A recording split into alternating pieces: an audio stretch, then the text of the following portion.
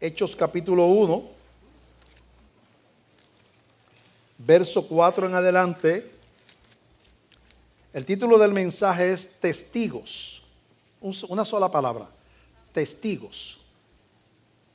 Vamos a leer Hechos 1, 4 al 11, lo siguiente. Sígame a mí, sígame la lectura.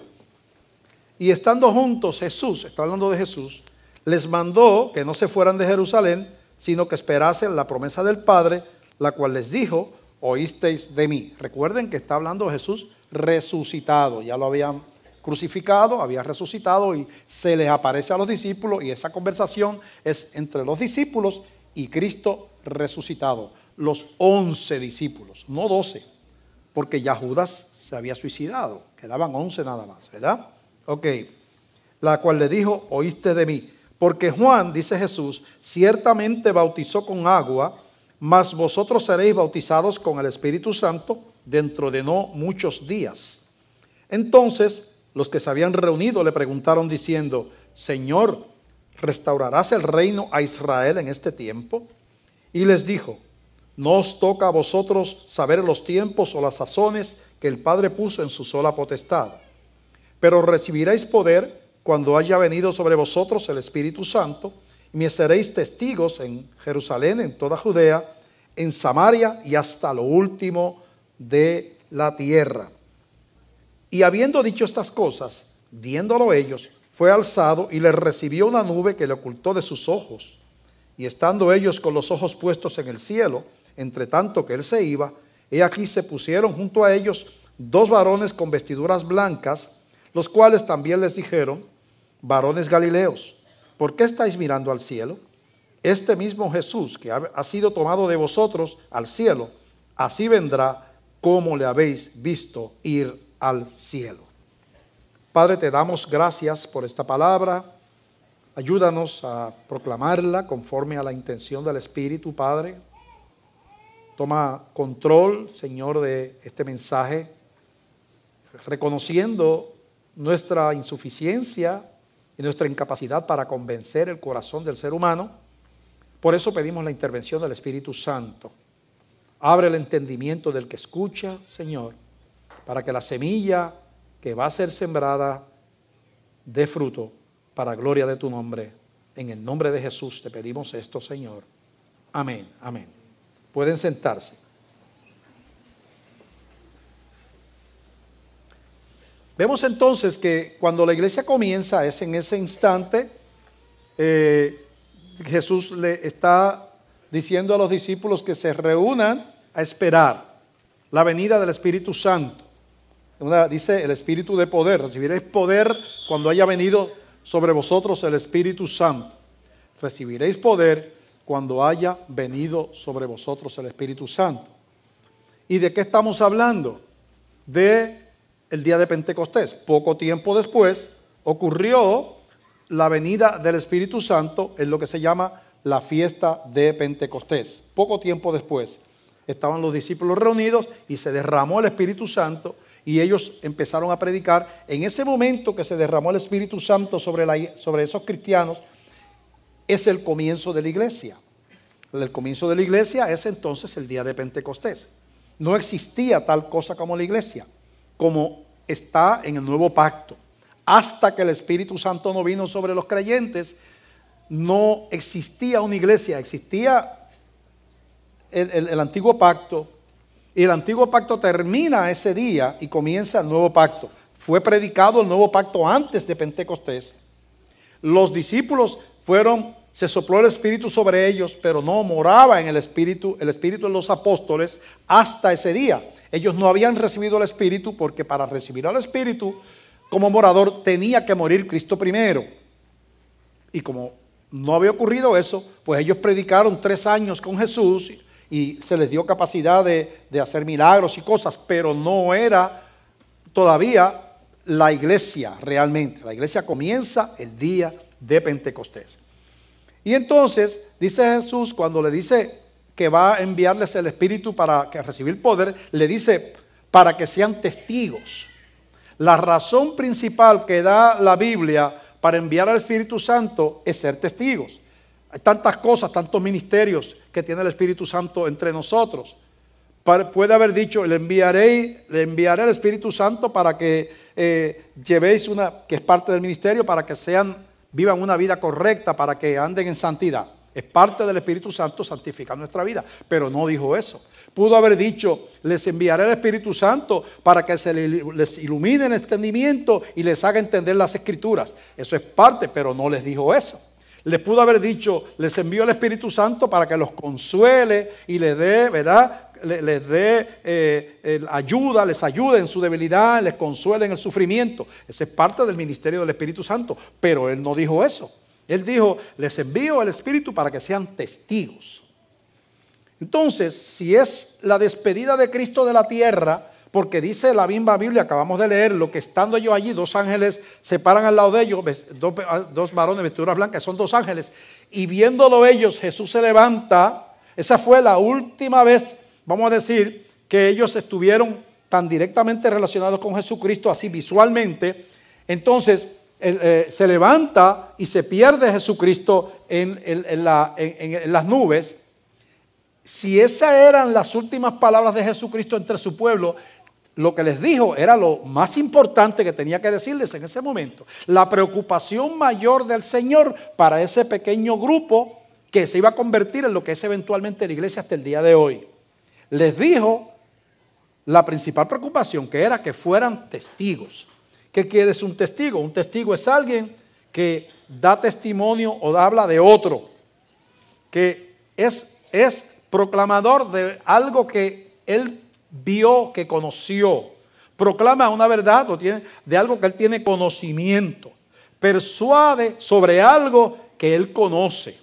Un testigo entonces es alguien que puede hablar por experiencia. Usted no puede ir a una corte para hablar de un accidente que ocurrió ahí frente a la plaza de la ciudad de Ponce, donde estamos, y usted decir allí al juez, yo soy testigo en este caso, yo quiero ser testigo. Ajá, ¿usted estaba allí? No, yo no estaba allí, yo estaba durmiendo en casa. ¿Y por qué usted quiere ser testigo? Porque el que chocó, el que tuvo el accidente, es amigo mío.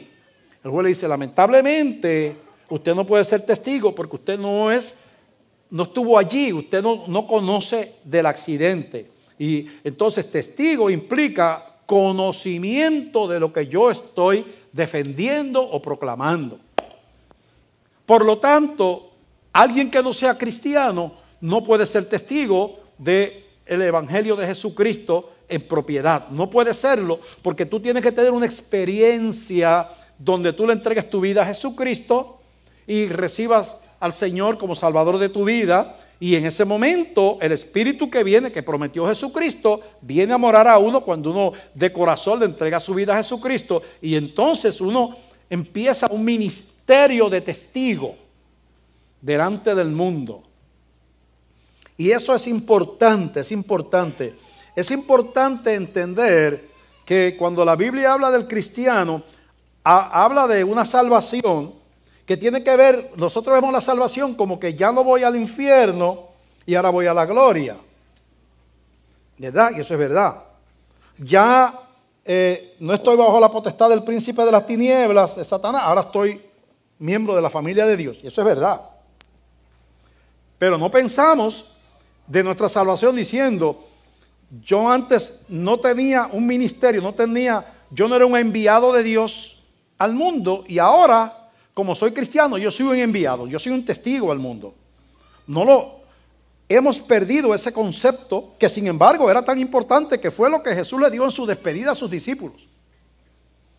La razón del Espíritu principal, la principal razón que se dio a la iglesia para recibir al Espíritu, según Jesús, era ser testigos. Entonces, tenemos que entender eso, porque si no, podemos estar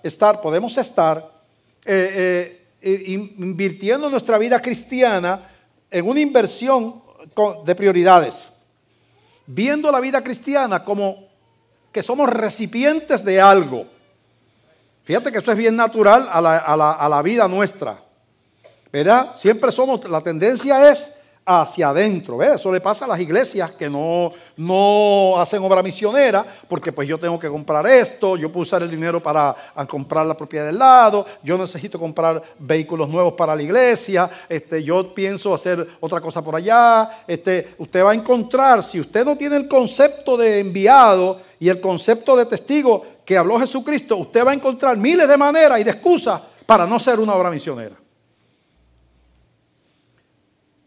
Y nosotros podemos ver la obra cristiana como recipientes de algo. Recibimos el perdón, ay qué bueno, Dios nos cuídame al hijo, Señor, cuídame a los hijos, ay qué bueno que Dios me cuida, Señor, necesito un trabajito, ay qué bueno, Señor, me duele por aquí, me duele por allá, sáname, ay qué bueno, ¿verdad? Ay Señor, qué gracias que yo te alabo porque algún día estaré contigo donde no hay muerte, donde no hay dolor, ni hay enfermedad, qué bueno es la gloria eterna, te veré cara a cara. Y pensamos todo lo que tiene que ver con recibir, con recibir algún beneficio, pero se nos olvida la dimensión de la bondad de Cristo en darnos un ministerio,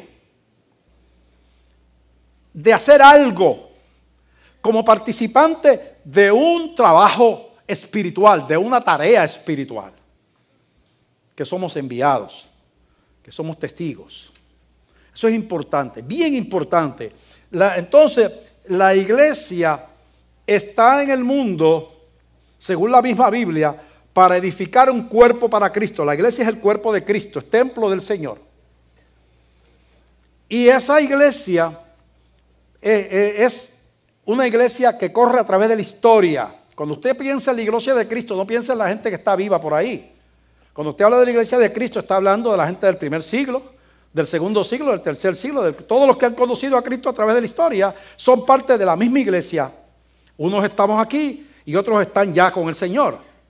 Pero la iglesia suma mucho más de los habitantes, de los cristianos que hay en la tierra actualmente, porque incluye los que se murieron en el siglo XXI, que son cristianos, los que se murieron en el siglo XX, los que se murieron en el siglo XIX, en el XVIII, el XVII, el XVI, hasta el siglo I. Así que quiere decir, incluye a aquellos del Antiguo Testamento que por fe creían en un Mesías que no conocían, pero que ellos también esperaban por la fe, ¿verdad?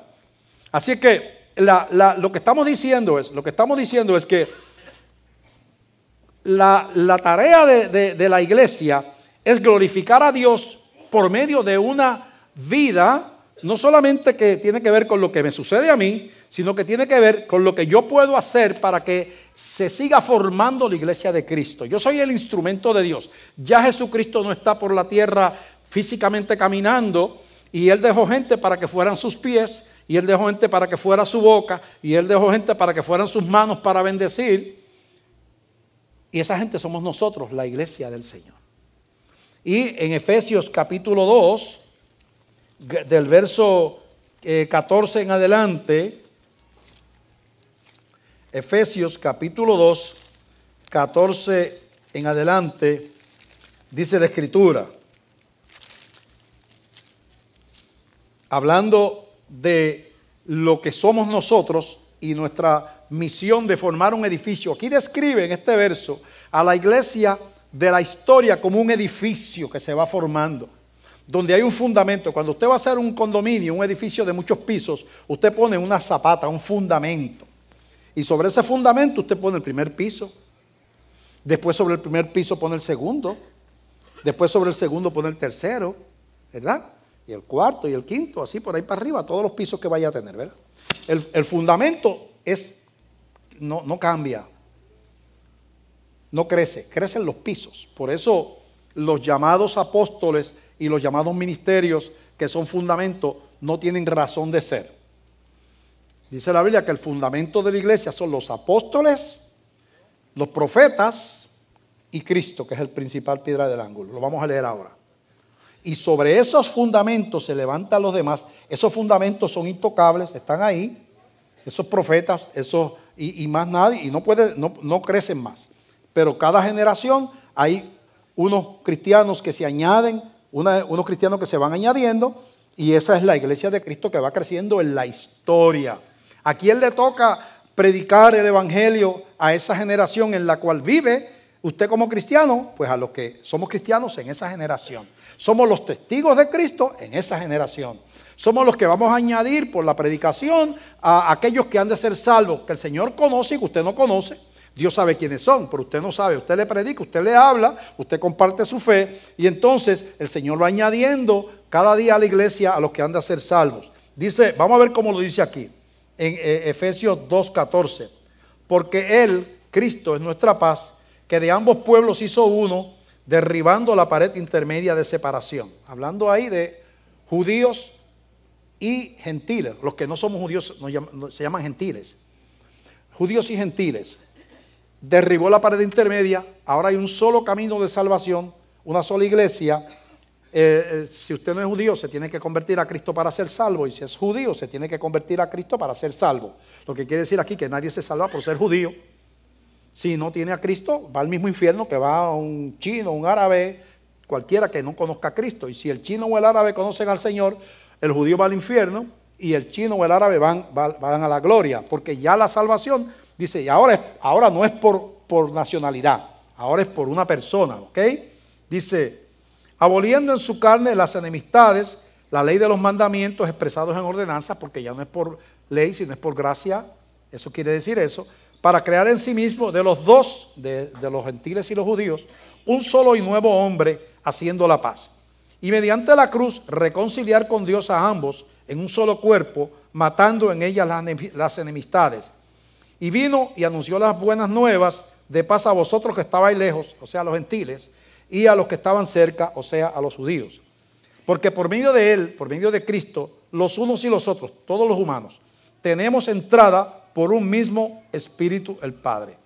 Así que ya no sois extranjeros ni advenedizos, sino conciudadanos de los santos y miembros de la familia de Dios, edificados sobre el fundamento de los apóstoles y profetas, siendo la principal piedra del ángulo Jesucristo mismo, en quien todo el edificio, que son los cristianos, los pisos, que son las generaciones, bien coordinado, va creciendo para ser un templo santo en el Señor. Que es lo que está diciendo ahí entonces, lo que yo he dicho, que hay un fundamento, que Cristo es el fundamento principal, pero que incluye a los profetas del Antiguo y Nuevo Testamento, los que escribieron el Nuevo también, incluye los apóstoles, y sobre esa zapata, entonces se empiezan a añadir la iglesia del primer siglo y la iglesia del segundo siglo y del tercer siglo, así hasta el día de hoy.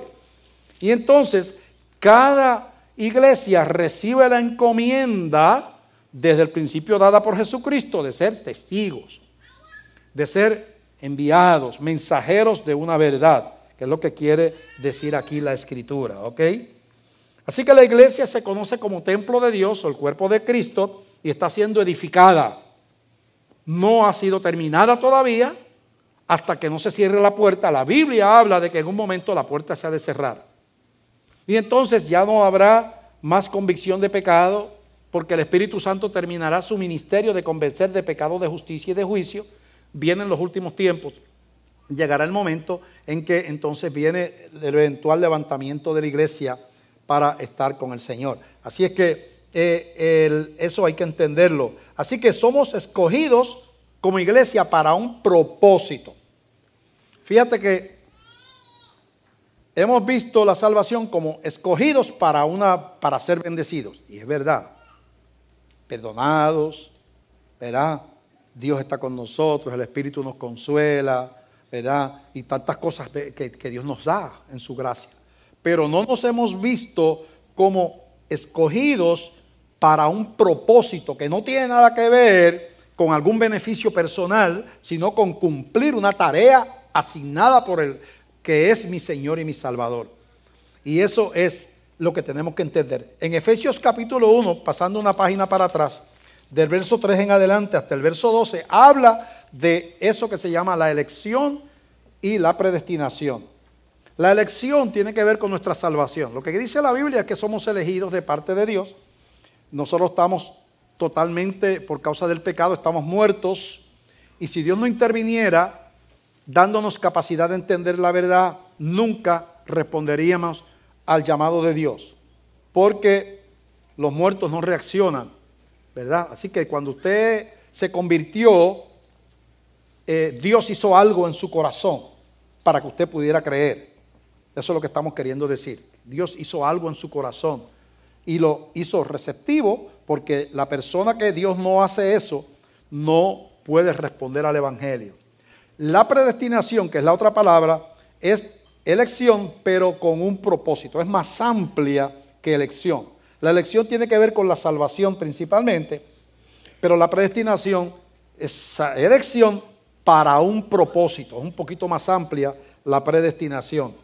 Así que fuimos elegidos, fuimos predestinados para un propósito que tiene que ver con la gloria de Dios. Y la gloria de Dios tiene que ver con el que se reúna, de reunir todas las cosas, todo lo que es de Él, buscarlo por el mundo, buscarlo para reunirlo bajo el dominio de Jesucristo. Estamos fabricando la gloria de Él, ¿verdad? La gloria, entonces somos instrumentos de hacer la obra de edificar un templo para Dios cuando somos testigos delante de las naciones. En Primera de Pedro, vamos a buscar ahora, bastante al final de la Biblia, Primera de Pedro capítulo 2, versos del 9 al 10, dice: mas vosotros sois, Primera de Pedro 2:9, mas vosotros sois linaje escogido, real sacerdocio, nación santa, pueblo adquirido por Dios, para que anunciéis las virtudes de aquel que os llamó de las tinieblas a su luz admirable. Fuimos escogidos para anunciar, fuimos escogidos para testigos, anunciar las virtudes del que me llamó de las tinieblas a su luz admirable. Vosotros que en otro tiempo no erais pueblo, pero que ahora sois pueblo de Dios, que en otro tiempo no habíais alcanzado misericordia, pero ahora habéis alcanzado misericordia. La iglesia tiene una herencia histórica que viene en contra del llamado a ser testigos. Se perdió el concepto original de lo que era un cristiano con el clericalismo. Vamos a llamarle clericalismo a ser unos profesionales en la dirección de la iglesia, y el pueblo unos espectadores. ¿Y por qué eso de que todo el mundo fuera un testigo no duró mucho? 200 o 300 años antes de que se empezara a formar la religión tradicional, que son clérigos y son los que dirigen, y los que saben son los sacerdotes, ¿verdad? Y una jerarquía. ¿Por qué la iglesia se hizo una jerarquía? Varias influencias. Primero, los hebreos tenían ese tipo de gobierno religioso, donde eran los levitas y eran los sacerdotes los que servían al templo, los que sabían, los que enseñaban la palabra, ¿verdad? Era un gobierno clericalista, jerárquico. Los romanos tenían, y los griegos, que era la otra influencia que tiene la iglesia, una influencia pagana, pero que está, es una herencia. Entonces tenían unos sacerdotes que oficiaban en los templos paganos y eran los que hacían los ritos, habían los que sabían, ¿verdad? El pueblo iba a recibir algo de esa gente, pero ellos no eran participantes de esa obra religiosa, ¿verdad? Al poco tiempo de empezar la iglesia, cuando comienza, todo el mundo es testigo. Eran sacerdotes, como dice ahí, Primera de Pedro 2, del 9 al 10. Pero con el tiempo se van desarrollando el deseo de dominio y de control, y empiezan algunas personas a reclamar dominio, y empieza eventualmente inclusive la iglesia de Roma, que no había ninguna iglesia que mandara sobre ninguna, pero como Roma era el centro del imperio, la iglesia de Roma empieza a concluir que ellos debieran ser los líderes del resto de las iglesias, y empieza a formarse una iglesia diferente a la que el Señor formó, donde había un gobierno clerical. Entonces el pueblo es retenido. De hecho, la palabra laico que se utiliza quiere decir ignorante. Cuando dice sacerdotes y laicos, quiere decir los que saben y los que no saben. Ustedes saben que en la Edad Media era inaccesible la Biblia, hasta prohibida para leerle al pueblo, ¿verdad? Y por mucho tiempo inclusive después. ¿Por qué? Porque no se le quería dar al pueblo la participación que tenía al principio, donde cada persona que recibía la salvación y entregaba su vida a Cristo era un mensajero, un sacerdote del Señor, como dice Primera de Pedro. Pero eso, aún en la iglesia evangélica, después de la Reforma, permanece así, porque los reformadores eran esencialmente sacerdotes. Ellos reforman la teología de la iglesia, pero no reforman el funcionamiento de la iglesia Y la iglesia sigue siendo clericalista, aún siendo protestante, donde entonces el pastor es el que tiene que hacer las cosas, las personas le toca hacer el trabajo, que lo toca hacer todo, ¿verdad? La iglesia, los líderes se encargan y el pueblo viene a escuchar al pastor predicar, gloria a Dios, aleluya, y no tiene compromiso de ser testigo, y yo me voy para casa a recibir las bendiciones del Señor, pero yo no soy parte de un plan. Yo no fui un escogido para gloria del nombre de Dios y para ser sacerdote del Señor. Y eso se pierde. Perdemos el concepto de sacerdocio del creyente. Y por lo tanto estamos perdiendo el centro del mensaje de la razón de Pentecostés. La venida del Espíritu Santo sobre la iglesia, que fue ser testigos. Así que yo le hiciera una encuesta aquí, fueran sinceros. ¿Y cuánto tú llevas en el Evangelio? Pues 25 años. ¿A cuántas personas tú les has hablado de Cristo en esos 25 años? ¿Cuántas personas tú has compartido tu fe? Y muchos dirán, sí, yo lo hago de vez en cuando. Otros dirán, gran parte me dirán, nunca. Nunca. Que tú no tienes un mensaje. No hay una experiencia en ti. Tú no tienes nada que decir sobre aquel que te salvó. No hay preocupación en ti por los que te rodean, que no conocen al Señor. No hay compasión para las multitudes como tuvo Jesús, que son como ovejas sin pastor. No te preocupa cómo están los hogares, no te preocupa cómo está la juventud, no te preocupa cómo está la sociedad, no te preocupa cómo está nada. Hemos tenido la habilidad de sacar del Evangelio solamente lo que me dan. Y lo que la Biblia demanda, lo tengo arrinconado en una esquina. Y la Biblia demanda ser testigo. Si no somos testigos, estamos en desobediencia.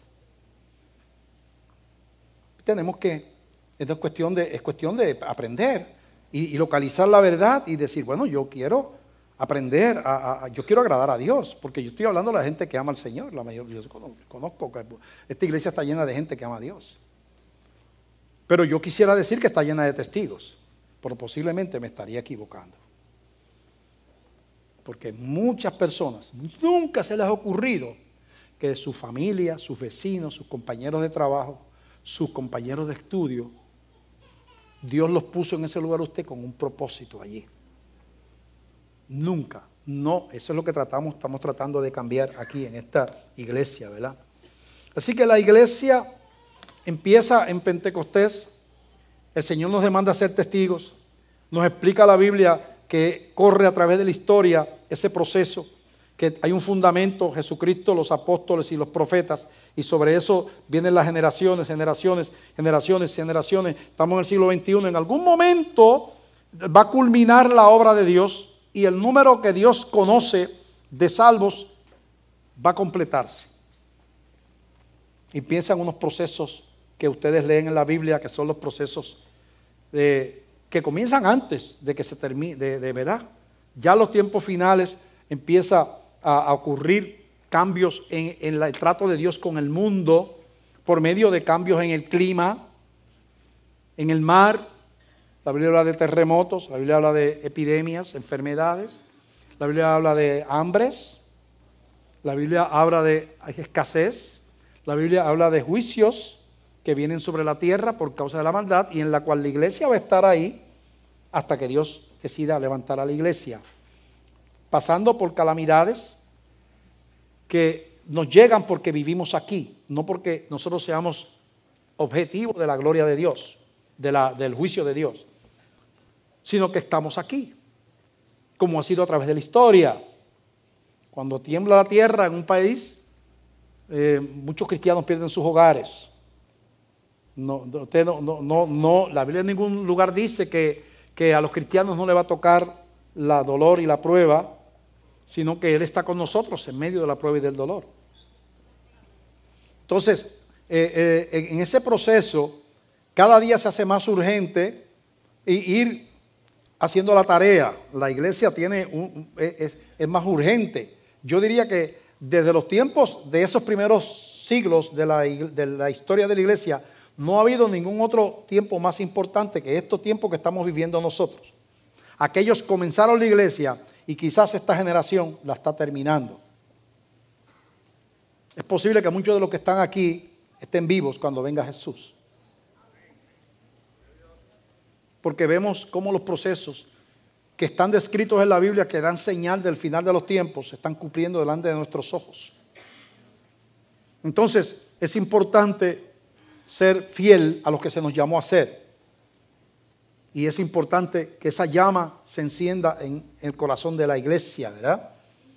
La iglesia termina como empezó, con la misma preocupación por el Evangelio. Vamos a buscar en Mateo 24, dándole para atrás ahora, Mateo capítulo 24, el verso 24:14. Mira qué interesante esto. ¿Cómo comenzamos la Biblia? ¿Cómo comenzamos, la iglesia? Con la venida del Espíritu Santo. Comienza la iglesia y la exhortación a ser testigo y a predicar y a hablar en el nombre de Jesús. ¿Cómo va a terminar todo? Mira lo que dice Mateo 24:15. Dice, 14, perdón. Y será predicado este evangelio, testigo, eso es ser testigo. Será predicado este evangelio del reino en todo el mundo para testimonio a todas las naciones, y entonces vendrá el fin. Comenzó predicando a las naciones. ¿Y termina cómo? Predicando a las naciones. Así que la urgencia y la importancia que le dio Jesús a ser testigo, que le da la Biblia, la palabra del Señor, a ser testigo, de hablar de las maravillas del que nos salvó, ¿verdad? Sigue corriendo y dice, y para que venga el fin, tiene que ser predicado este evangelio en todas las naciones.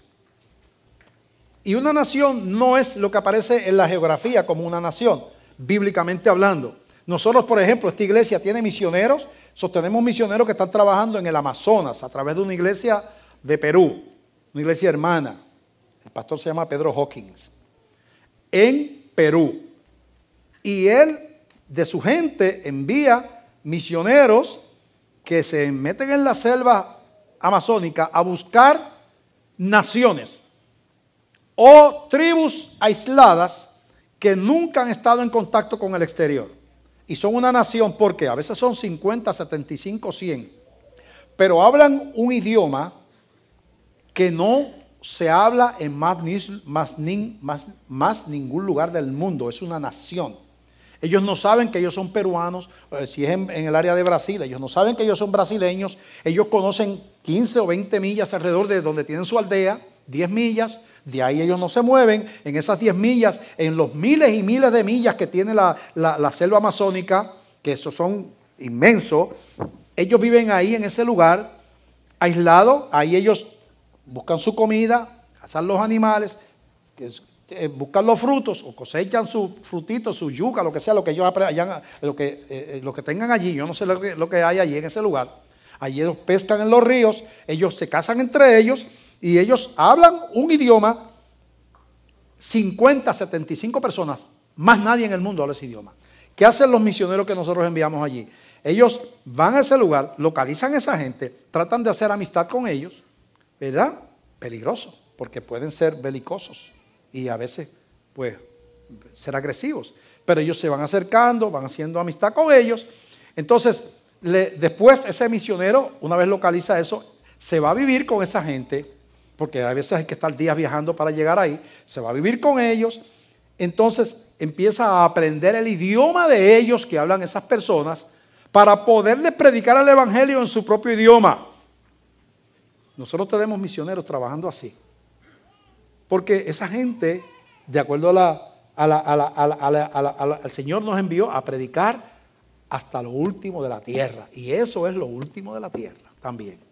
Claro, tenemos misioneros en más de 20 naciones, esta iglesia, ¿verdad? En muchos lugares. Pero, entonces, tú te das cuenta que lo que está diciendo es, hasta que no se predique el evangelio, hasta donde el Señor quiere que se predique, no viene el fin. ¿A ti te gustaría que terminara la masacre de más de 100,000 hermanos nuestros que están siendo asesinados todos los años por ser cristianos?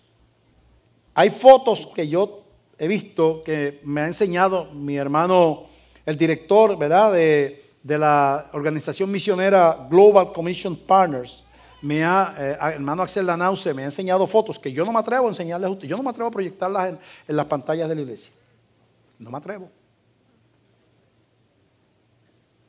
De cosas que están pasando todos los años. Más de 100,000 cristianos son martirizados y torturados, mutilados, la mayor parte de ellos por grupos musulmanes, en África, en otros lugares de Asia, ¿verdad?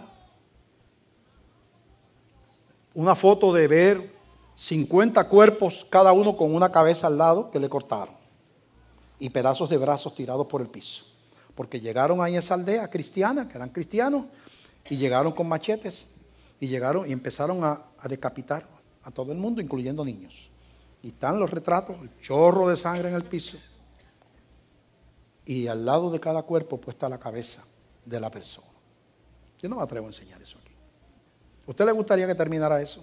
¿Usted no siente el dolor de esa gente que está dando su vida por no claudicar a su fe en medio de lugares donde eso es peligroso, verdad?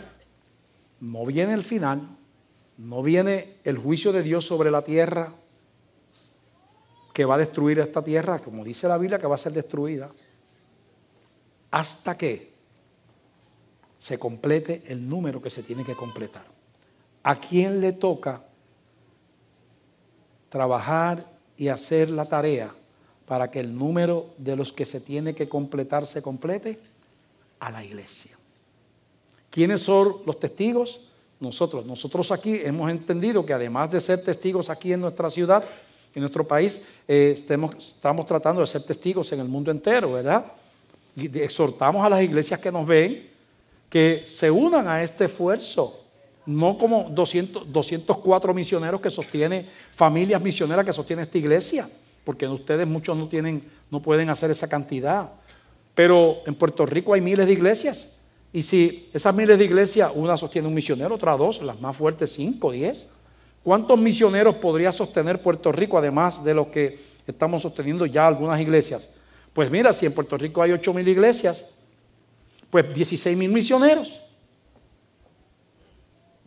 Algunas de 1, otras de 2, otras de 10, otras de 20, dependiendo, otras de 30. No le estoy pidiendo que sostenga 204 como nosotros. 16,000 misioneros. Usted sabe lo que son 16,000 personas caminando aldeas y caminos, predicando el evangelio en África, en Asia, en Rusia, donde todos esos lugares estaban nosotros, en Indonesia, en Laos, en Vietnam, países africanos. ¿Usted sabe lo que es eso? En la China tenemos muchos misioneros, nosotros, país comunista. ¿Ya sabe lo que es eso? Cómo un pequeño país, una iglesia, está impactando al mundo, ya lo sabemos. Pero imagínese usted un pequeño país como Puerto Rico, si las iglesias tuviéramos el concepto de enviados, de testigos, no solamente le habláramos a la gente aquí, y esto sería otro país si los cristianos fueran militantes y fueran activos en su llamado a ser testigos, ¿verdad? ¿Cuánta Dios podría hacer y cuánta gente podría haber más que todavía no ha llegado? Pero usted se imagina lo que podemos hacer en el mundo entero si tuviéramos el concepto de que somos gente con un propósito, que somos enviados, testigos para proclamar una verdad. Tenemos que entender eso. Hay una advertencia de la Biblia en cuanto a los que tienen dejadez o indiferencia en cuanto al llamado de parte del mismo Señor Jesucristo en Mateo capítulo 24, del verso 42 al 47, dice de la siguiente manera, Mateo 24, 42, dice: velad pues, porque no sabéis, 24, 42, Mateo, velad pues, porque no sabéis a qué hora ha de venir vuestro Señor. Pero sabed esto, que si el padre de familia, si el dueño de la casa, supiese a qué hora el ladrón habría de venir, velaría y no dejaría que le robaran, que minaran su casa. Si el ladrón le dijera, voy para tu casa a robar a las 2 de la mañana, usted no va a estar durmiendo a las 2. ¿Verdad? Por tanto, también vosotros estad preparados, porque el Hijo del Hombre, Jesucristo, vendrá a la hora que no pensáis, cuando menos lo esperemos. ¿Quién es pues el siervo fiel y prudente al cual puso su Señor sobre su casa para que les dé el alimento a tiempo? Te lo voy a poner en palabras sencillas. ¿Quién es el siervo fiel y prudente al cual el Señor puso sobre su casa para que les predique, para que les dé el testimonio? Ese es el alimento que está hablando ahí. ¿Quién es ese siervo fiel? Bienaventurado aquel siervo al cual cuando su Señor venga le halle haciendo así. De cierto os digo que sobre todos sus bienes le pondrá. Así es que es importante, el Señor nos advierte que tenemos que cumplir con el llamado. Jesucristo lo hizo. Cuando Jesús estaba predicando en Samaria, se encontró con aquella mujer samaritana. Los discípulos estaban pensando en la comida de nada más porque tenían hambre y Jesús tampoco había comido. Y fueron a comprar comida. Eso está en el capítulo 4 del Evangelio de Juan, no lo vamos a leer ahora. Y cuando vienen los discípulos con la comida, encuentran a Jesús hablando con esta mujer que era el objetivo de Cristo en ese lugar. Y le dice, Señor, tenemos comida. No, yo tengo otra comida que no es esa que comer. Y ellos pensaron, ¿es que alguien le dio de comer acá? No, le estaba hablando, es esa mujer que está ahí, esa mujer que está sola en este pozo. A las 12 del mediodía, ninguna mujer va a un pozo de aquel tiempo a las 12 del mediodía a buscar el agua porque hacía un calor terrible o un frío terrible, y además iban en grupos para protegerse unas a otras, iban por la mañana, por la tarde, ¿verdad? En grupos. Ella estaba sola porque era una mujer desacreditada. Era la mujer que se había acostado con medio pueblo.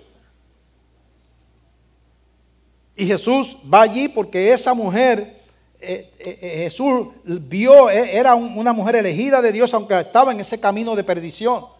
Y allí Jesús le predica, le habla. Esa mujer recibe a Cristo, va al pueblo allá arriba donde están sus compueblanos, la ciudad de Samaria, en una ciudad de Samaria, y le dice, mira, he conocido al Mesías, venga para que vean. Y viene la gente para acá. Esa mujer se convierte en evangelista. De una mujer perdida, se convierte en evangelista y empieza a compartir el testimonio, lo que no hacemos muchos de las personas que estamos en la iglesia. Y por causa de esa mujer, muchos creyeron y se convirtieron a Jesús allí. Mi comida no es el pescado y el pan. Hay otra comida que yo vengo a comer, que es esta gente que está sin fe y sin esperanza.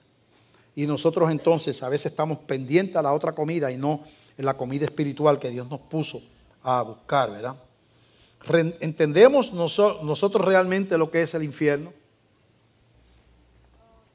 Usted cristiano, ¿usted ha pensado lo que es el infierno? ¿Usted sabe el camino de muerte en que está la gente? Dice la Biblia que Jesús vio a las multitudes y los vio con compasión, porque eran como ovejas sin pastor. Una oveja que no tenía un pastor en una montaña por allá, sola, era una oveja perdida. Primero se delataba, porque estaba histérica. La oveja es animal gregario de grupo. Estaba histérica, balando. Y eso llamaba la atención de los depredadores. Segundo, la oveja no tiene manera de defenderse y por eso necesita un pastor. No tiene garras, no tiene dientes, no corre ligero. Entonces Jesús ve a las multitudes y lo ve como una oveja sin pastor. La gente, usted lo ve saltando en una fiesta y dice, qué alegre está esa gente. Mira cómo brinca, mira cómo salta. Están vacíos. Eso es mentira. Eso es ficticio. Eso se le quita. Lo que le queda es un dolor de cabeza al otro día. Le digo porque yo pasé por eso. Y la soledad de la almohada cuando todo el mundo se va. Es una manera artificial de tratar de disfrazar la soledad.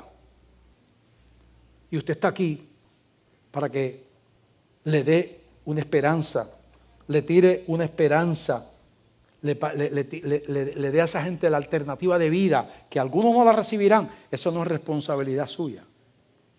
Pero usted le tiró la esperanza, usted le dio la alternativa. Yo quiero que usted se imagine en medio del mar, usted con un bote que tiene un cargamento de salvavidas. Usted es un bote de un barco mercante y mandaron a buscar un cargamento de 1000 salvavidas. Y usted lo lleva para el mercado y de momento se encuentra en el camino con un barco hundiéndose y la gente en el agua, tratando de buscar, ¿verdad? De mantenerse a flote. Y usted le pasa por el lado y dice, tengo muchas cosas que hacer, esto me va a tomar aquí yo le tiro estos salvavidas y en los que los recojo y los saco del agua se me va a mediodía y yo tengo que llevar este cargamento allá a puerto. Y usted sigue su camino. Usted se imagina lo que es eso. Usted es responsable en la mercancía, pero irresponsable en la compasión, en la misericordia, que es lo principal. Y Dios nos ha dado a nosotros una embarcación llena de salvavidas en un mundo que la gente se está ahogando.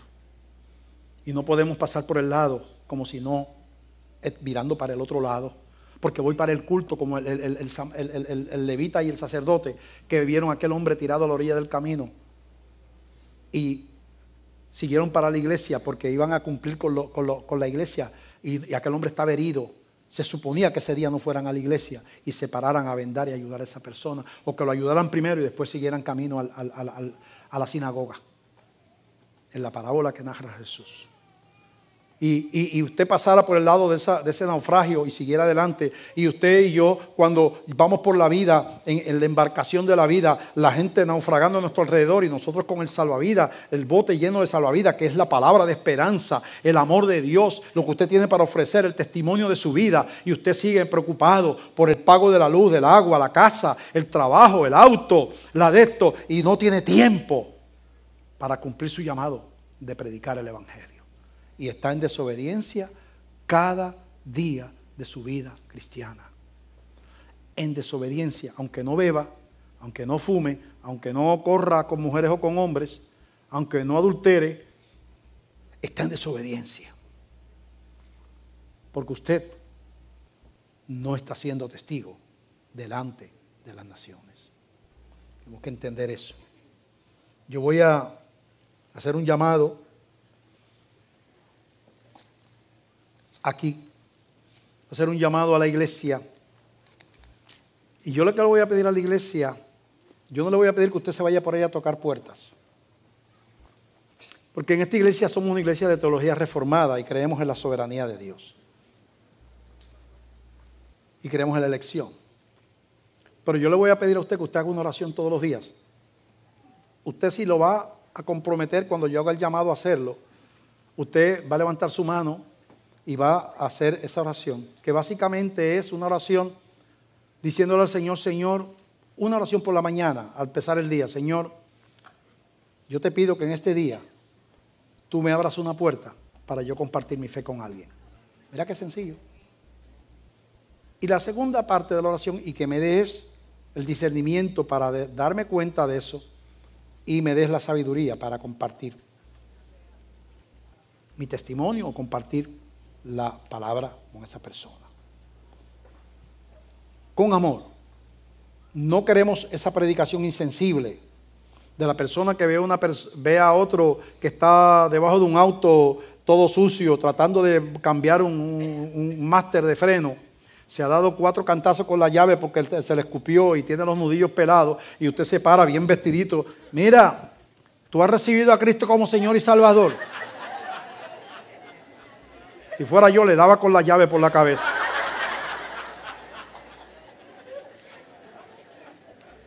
Esa no es la manera. Eso es la manera insensible de atosigarle a la gente las cosas. Abrir una puerta es abrir una puerta. Es ser compasivo, estar ahí. Es la mano amiga, es el oído que escucha, es el corazón que ama. Y en el momento preciso, si como tú se lo vas a pedir a Dios, Dios te va a decir, la misma persona te va a dar el kiosco que le dice, ¿cómo le dicen los que bregan con televisión y eso? Yo no sé cómo es que le dicen. Le va a dar la persona alguna palabra que él va a decir, te está abriendo la puerta. ¿Por qué tú te detienes a hablar conmigo? Es que yo me siento tan solo. Puede ser la persona que perdió al familiar, que a usted no le importaba, usted no lo conoce, 2 casas más abajo de la suya, 4 casas, y que usted como cristiano va allí a compadecerlo, no a empujarle el evangelio por boca y nariz, a estar con él, decirle estoy contigo, yo vivo allá abajo, me he enterado de esto, yo sé cuánto doloroso es y quiero ponerme a tus órdenes. ¿Quién es usted ¿por qué usted hace esto? Y ahí se establece una relación que eventualmente lleva a que usted pueda compartir su fe de una manera sabia. Aquí no promovemos las estrellas bíblicas que se pasan dándole versículos con versículos bíblicos a la gente por la cabeza, impresionando a la gente con la mucha Biblia que saben. Eso es carnal. Aquí hablamos de compasión y misericordia que nos lleva a compartir la palabra con sensibilidad.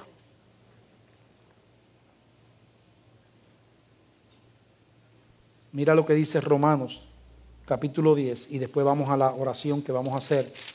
Los que quieran hacerlo, se van a decir, Señor, yo todos los días al levantarme voy a decir solamente, además de las oraciones que usted haga, Señor, yo te pido que en este día, tú me abras una puerta para que yo pueda compartir con alguien el testimonio de Jesús y que me des la sabiduría de saber el tiempo correcto de hacerlo y cómo hacerlo. Mira, una oracióncita no toma ni un minuto.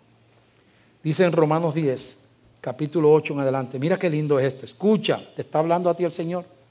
Diga, esto es para mí. Ok, pero para que sea para ti, mira lo que te espera ahora. Romanos 10, 8. ¿Más qué dice? Cerca de ti está la palabra en tu boca y en tu corazón. Esta es la palabra que predicamos. La palabra está en tu boca y en tu corazón. Tú tienes que conocer al Señor, ¿verdad? Tiene que estar ahí. Que si confesares con tu boca que Jesús es el Señor y creyeres en tu corazón que Dios le levantó de los muertos, serás salvo. Eso tenemos que tenerlo como convicción los que predicamos esa palabra. Porque con el corazón se cree para justicia, pero con la boca se confiesa para salvación. Pues la Escritura dice, todo aquel que en él creyere no será avergonzado, no será condenado, ¿verdad? Porque no hay diferencia entre judío y griego, pues el mismo que es Señor de todos es rico para con todos los que le invocan. Porque todo aquel que invocara el nombre del Señor será ¿qué? Salvo. ¿Cómo pues invocarán a aquel en el cual no han creído? ¿Y cómo creerán en aquel de quien no han oído? ¿A quién le toca hacer que oigan? A la iglesia, a usted, a mí. ¿Y cómo irán sin haber quien les predique?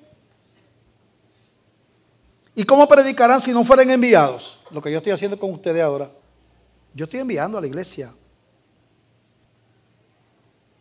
Usted sabe lo que, aquí somos casi 3,000 miembros. Que casi 3,000 personas estén haciendo una oración por la mañana. Señor, ábreme una puerta para yo compartir mi fe. Imagínense lo que puede pasar.